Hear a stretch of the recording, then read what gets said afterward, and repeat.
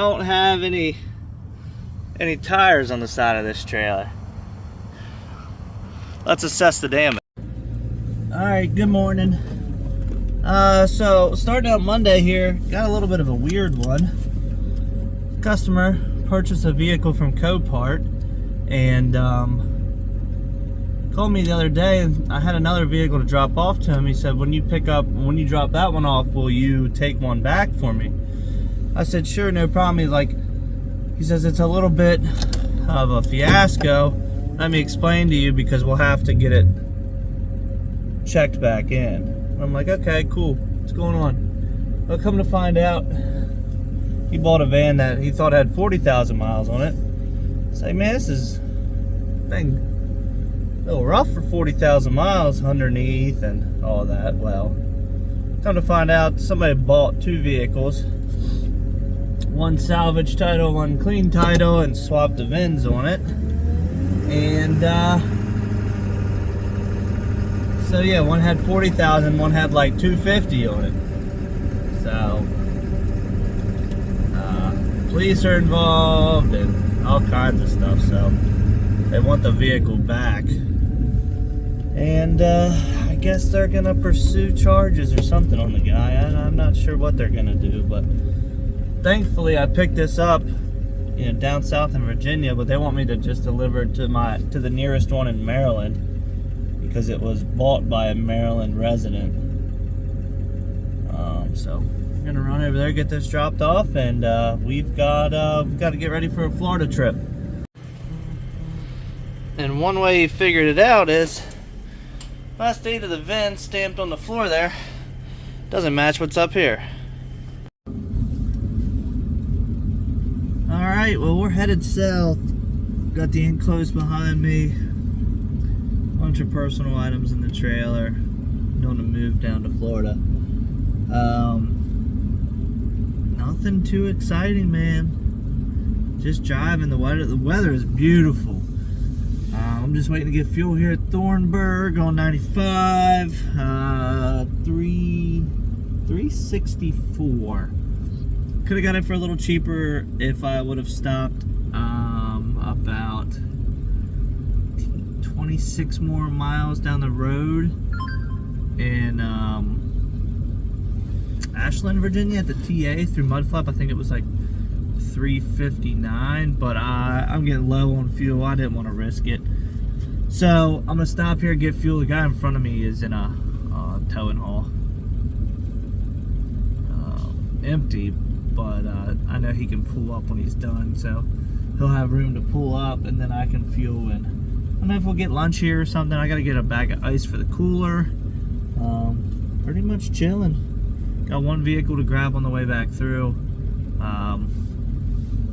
Need to find another one. Maybe that's what I'll do while I'm sitting on here. Instead of yapping on here, I'm gonna get on the board and try to find a car coming out of Florida, coming back towards my house. Well, I guess I'm gonna get this thing washed. The Blue Beacon here in Kenley, that place is packed. This place is a little busy, but I'm just gonna get the trailer sprayed because the brush usually marks it up, but you can see how dirty this thing is. That thing's so salty. I've got all this dirt from Pennsylvania all over this thing, so I'm gonna get everything sprayed, get the truck on. I'm not really looking for a bang up job on the trailer. Just want to get all the dirt off of it. Mainly get all this salt. I mean, I'm in shorts and a t-shirt right now, and I got salt all over my truck. Well, truck's clean. Trailer is sprayed off. I really didn't want them to put the brush on it, so that tire's a little low. So I just noticed all that time we were sitting there, so I'm gonna top that tire off and get on the road. Alright. Well, pulling into the Speedway here in Dillon, South Carolina. It's busy because the cheapest fuel's here. That sign up there says 363, but I think with Mudflap it's 343, 20 cents off. Or 342, 21 cents off, I think. So pretty good deal. I'm dang near out of fuel pushing it to get here. So I got the truck washed, and that took way too long. But once you're in line in some of those places, man, you're stuck. So it is what it is. But I'm gonna get some fuel here, get as much as I can here, because this is the cheapest that's gonna be till I, run another 40-50 gallons out of this thing. So I'll probably get fuel here, get fuel down in Georgia right before I go into Florida, and then have enough to get down into Florida and maybe some of the way back up. It's just fine hard fuel sometimes in Florida that places aren't overly busy. Well, somebody blocking the pump. A Prime truck pulls up in this truck, so we're gonna have to go up here and pay him a visit. Well, I'm 85 miles away from delivering down here in Florida, but I wanted to hop on here and say how much I enjoy having people that are problem solvers working for me. So I've got these two power only guys that came from a company that did power only, and that company had gone out of business. They were having some issues getting paid. What ended up happening is the one guy had delivered a load for me through the brokerage, reached out and was like, hey, do you have any job openings? I was like, well, not really. And he sent me this thing, how he appreciated how quick we paid for the load that he did for me, and he's just trying to provide for his family. He's got pretty much a brand new truck. I think it's like a 2022 Ram, which sometimes isn't the best things. But anyways, he's got nice equipment, and he's set up for everything. Fifth wheel, bumper pull, gooseneck. He's done a lot of business with one of our customers, and long story short, him and I came to agreement that I'd given him opportunity, and we'd kind of start on like a little trial period, like a run-by-run trial period. And if I can keep him loaded, keep him moving, and we're mutually happy, you will be full-time working for me. So I think after it was after the first load, I was like, man, this guy's on it. The way he did his paperwork, his pickup inspection, his delivery inspection, his paperwork, his communication, flawless. So, long story short, his truck was actually owned by another guy. And he worked for that same company. Didn't know if he was going to get back into transporting, is the moral of the story.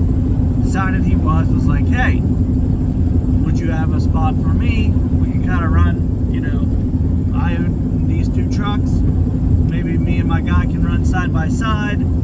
There's a lot of campers that they're moving, 30, 40 at a time, same direction. Maybe him and I can tag team this, work together. And then on our way back, we can go separate ways, whatever it may be. Cool. Got everybody lined up, got the insurance figured out, and everything was great. Everything is great. So what I'm saying about problem solving is I sent the one gentleman to Odessa auction to pick up a camper. It was a newer camper, big fifth wheel, headed from the auction to a dealer. And this Odessa had like hundreds of campers. So he gets there and he's got an issue with the slides going in. Lets me know, hey, I'm having some issues with the slides going in. Let me do some investigating. I should be able to figure this out. Figures it out, fixes it himself, has about $50 in materials in it, in about 4 hours. Go back to the customer. I let the customer know then. Went back to the customer when he got it fixed. Say, hey, this is what we're looking for payment extra. The customer said, no problem, I appreciate it. one less thing I gotta do when it gets here. Awesome. 9.5 out of 10 drivers would have just given up and put no effort in. Okay? Second instance, guy goes to pick up a fifth wheel camper. It was a repo unit. It's sitting at a tow yard. Guy gets there, self-leveling jacks won't go up. Lets me know, hey, this is what's going on. I think I can figure it out. Let me take a little bit of time, see what I got going on. Ends up, something with the control panel. He gets everything taken apart, cleaned up, puts control panel back together. Jacks go right up. Get a little extra money on that. So he's putting no wear and tear on the vehicle, just his knowledge and effort, and he's making more money. And that extra money goes to him. I don't take any out of that. I take money out of just the base rate. If he's got labor involved in something like that, that money goes to him. But the fact, and that's his incentive to do these things. So having somebody like that that's a problem solver is awesome. Last example is a guy I dispatched for. We ship those used beds everywhere, all over the country. He's going to deliver two one in Georgia, one in Florida. The one in Florida is dropping out a shipping company. It's going to Turks and Caicos or something. Weird. I know. So, gets there. It needs to be crated. No one had ever said that. My customer has shipped many overseas. He does a lot of stuff to the Germany and just, you know, the eastern part of the world. Now, usually they will accept the bed on a pallet and then kind of do what they need to do from there. Sometimes they just have it secured to a pallet with like 2 1-inch straps, or like, you know, those shipping bands where they just like tighten them up, and it's fine. Well, it's not fine for this company. It needs to be crated. Driver says, hey, if they're willing to pay me for my time and the supplies, I'm gonna go to Home Depot. I'm gonna get what I need. I'm gonna get this thing crated up enough to what they want. He's gonna go get the supplies, go back to the shipping thing, say, hey, how do you want this done? Bada bing, bada boom. He's gonna get paid extra for his time, effort, and the problem solved. It's people like that that I want working for me, because I don't want to have to problem solve for a grown man. If you're not comfortable with it, or you don't think you can do it, tell me. We'll find somebody that can do it. But if you want to make extra money, you got to be willing to problem solve and not just walk away from a job because of a little inconvenience. You know, most of these, you're either at the starting line and just need to get started, or you're at the finish line and you just need to finish to get paid. So I appreciate those guys a lot. And that's why any of that extra effort money it's right into their pocket. I'm not touching that. That is all theirs. Well, I've had a heck of a time with tires on this trip. I cracked a wheel, which these 16 inches will crack. It's not uncommon. The wheels are made in Korea that are on this trailer, so I got a cracked wheel. I got a nail I just patched. It was like a big, like, I don't know, not just like a roofing nail. It was a large nail. I just patched that, so I'm sitting in the truck here waiting for that to fill up. I've got just about my compressors at it, or my battery's dead from my Milwaukee compressor because I couldn't find the leak on the cracked wheel. I kept looking, and I had to keep adding a little bit of air, and then finally it was leaking down too fast that I knew there was something bigger going on, and put air in it, and I ended up hearing the leak and finally spotting it on the wheel itself. So we're just gonna get this tire topped off. I got one of my thankfully one of these jump boxes I've been sent by these companies that reach out through TikTok. The one's got a compressor on it. I've been keeping it charged, and it does good as a jump starter, and it does good as a compressor. So I just keep charging that in here. But I'm gonna hop out here and hopefully make some progress home. Well, I don't really know what's going on top of my head, but it was working. So still having tire issues. I'm out of spares. And I guess the one I plugged, I guess the sidewall was kind of compromised because the nail was in the tread, but I guess it poked towards the sidewall. So when I put air in it, it started to leak out of the sidewall. Like it was, like it just had like a weak spot. Maybe the nail came through the tread and then started to poke through the sidewall, and from going down the road, it was like pushing in the sidewall. But I got a good tire here on a wheel that is cracked, so I have it. It's just 1120 right now, and I only have one car in the trailer, so I'm not heavy. Gonna maybe finagle them to where it's running like split, one in the front, one in the back, and just no tire in the center till I can get to a tire place maybe in the morning. I don't know.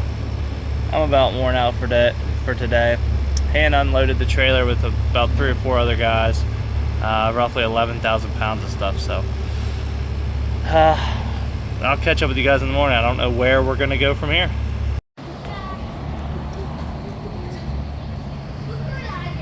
Oh, good morning. It's nothing like a customer breaking down and saying, it's in this parking lot and the keys are in it, and it's about 600 miles away from home.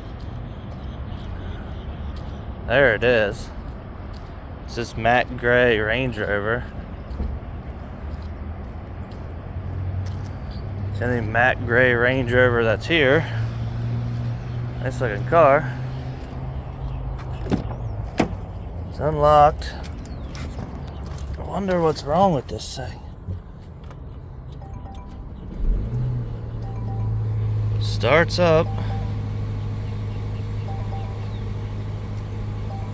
It's got a check engine light on. Seems to be idling okay. There's a glove box. Ah, there it is. He said the key was in it, in the upper glove box.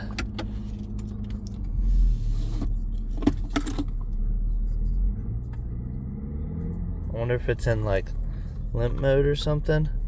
It just had no power. But I'm going to load it up and I'm gonna get it back north for him.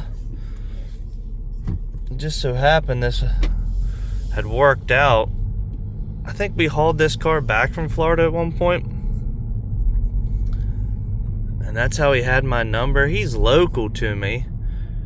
I don't really remember how we got hooked up originally, unless someone recommended me or something to him. And he said, hey, can you get this out of Savannah, Georgia, right off 95? And I was like, matter of fact, I'm going that way. So I will grab it on the way back through, and